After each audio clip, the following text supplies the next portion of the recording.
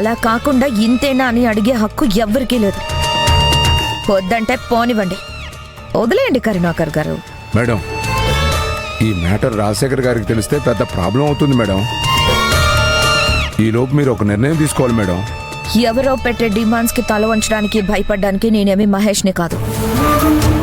కంపెనీకి ఏది మంచిదో ఎలాంటి డెసిషన్ తీసుకోవాలో నాకు బాగా తెలుసు.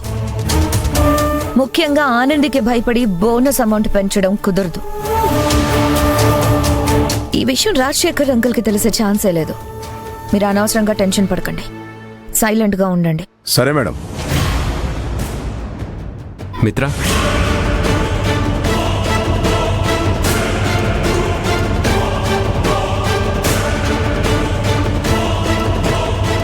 dude, చెప్పు మహేష్.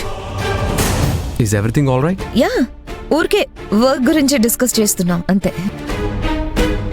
నువ్వేదో చెప్పాలని వచ్చినట్టున్నావు, చెప్పు.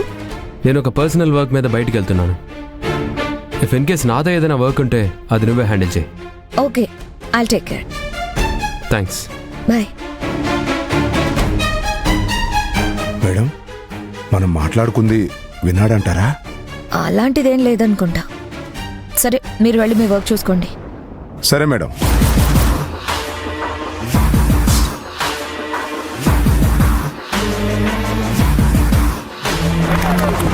సెక్యూరిటీ, గేట్ ఓపెన్ చేయి. లేదమ్మా, అది కుదరదు. ఈ సంవత్సరం పండగ బోనస్ 1000 రూపాయలే ఇస్తాన్నారమ్మా. బోనస్ డబ్బులు వస్తాయి, నీకు నేను ఫీజు కడదాం అనుకున్నాను, కానీ అంత డబ్బు రాదని తేలిపోయిందమ్మా.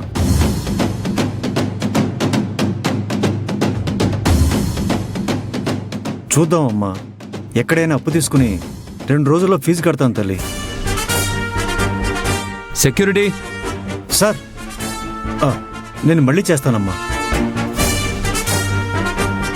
సార్. ఎవరితో మాట్లాడుతున్నావు? నా కూతురుతో సార్. నేనంతా విన్నాను. బోనస్ 1000 రూపాయలని నీతో ఎవరు చెప్పారు?